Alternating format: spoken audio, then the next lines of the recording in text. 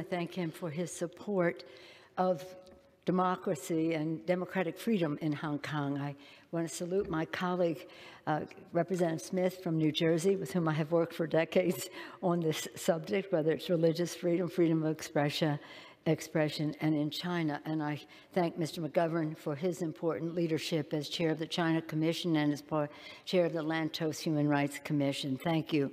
Thank you very much, Mr. Sherman, for your leadership and for yielding, in fact. So right now we're on the Protect Hong Kong Act as amended by Mr. McGovern, and I rise in support of that legislation and indeed the bills that are on the floor to support democratic freedom in Hong Kong. Mr. Speaker, for 4 months, the young people of Hong Kong have sent a stirring message to the world that the dreams of freedom, justice, and democracy can never be extinguished by injustice and intimidation. The extraordinary outpouring of courage from the people of Hong Kong stands in stark contrast to a cowardly government that refuses to respect the rule of law or live up to the one country, two systems framework, which was guaranteed more than 2 decades ago. In 1984, before the United Kingdom transferred Hong Kong to China, the Chinese government promised a high degree of autonomy for the territory in the Joint Declaration of the Question of Hong Kong, providing for an independent executive, legislature, and judiciary, independent, ensuring the freedom of speech, press, assembly, and religion, prohibiting the central government, the Chinese Beijing, from interfering in the affairs that Hong Kong administers on its own according to the Basic Law, and pledging a path to universal suffrage. In 1997, that's when we were here doing this, when the handover occurred, America was hopeful that the people of Hong Kong would achieve this high degree of autonomy that they were promised. And this was a promise that was participated in by the UK government. Today, we must sadly conclude that China has broken that promise. For years, the people of Hong Kong have faced a barrage of unjust and harsh restrictions on their freedoms, and those who have stood up for their rights have been met with a cruel crackdown. In Congress, Democrats and Republicans in the House and in the Senate stand united with the people of Hong Kong.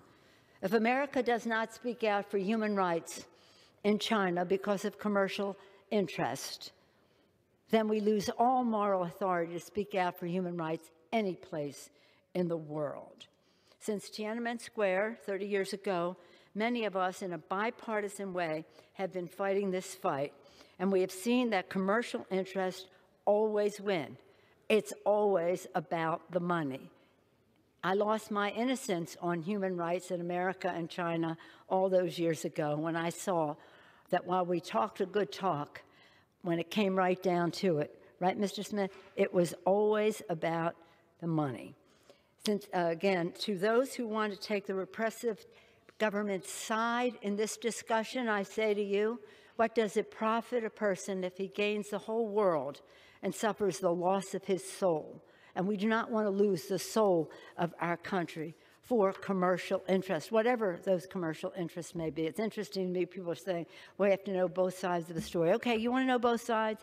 One side is a very repressive regime that is crushing democratic freedoms in Hong Kong at the same time that they have tried to destroy the culture, the language, the religion in Tibet, at the same time as they incarcerate in education camps more than 1 million, could be 3 million Uyghur Muslims in China, while they repress religious freedom there. The list goes on and on.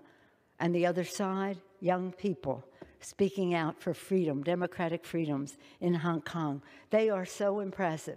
Mr. Smith and I have worked, as Mr. McGovern has, with like 3 generations, starting after Tiananmen and tanks rolling over young people who spoke out for democratic freedoms in China, the next generation, a couple 15 years later, and now this generation of young people. So impressive are they that even the more senior freedom fighters in Hong Kong are impressed by their courage and their stick-to-itiveness to it. Today, the House is proud to pass the bicameral, bipartisan Hong Kong Human Rights and Democracy Act to reaffirm America's commitment to democracy, And that doesn't mean a democracy like it means democratic freedoms, human rights, and the rule of law in the face of Beijing's crackdown.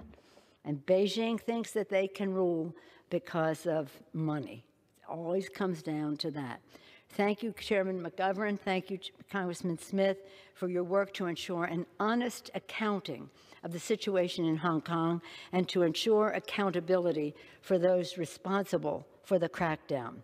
We are grateful to Chairman McGovern for his leadership on the Protect Hong Kong Act, which suspends sales of crowd control and other equipment to the Hong Kong police force, as Mr. Sherman pointed out earlier. Thank you, Mr. Sherman, for your role in all of this. And thank you for your resolution calling for the Hong Kong government to address protesters' demands and condemning police brutality, in addition to China's efforts to falsely accuse U.S. diplomats of fueling unrest. Thank you, Mr. Sherman.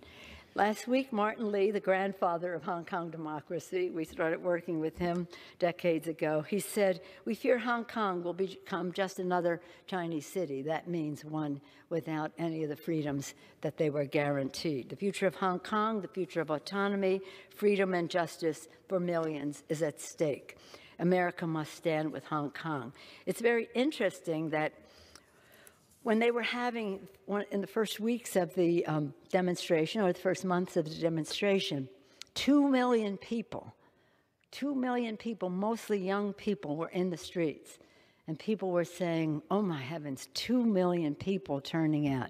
And you remember that 2 million is 25% of the population of Hong Kong. There's 8 million people, 25% of the population in the streets. And the beat goes on. And hopefully they will hear from this Congress our support for their human rights, and that we will not sell our souls for money at the expense of our values. I also want to thank a distinguished chairman of the committee, Mr. Elliot Engel, for his leadership on all this over time.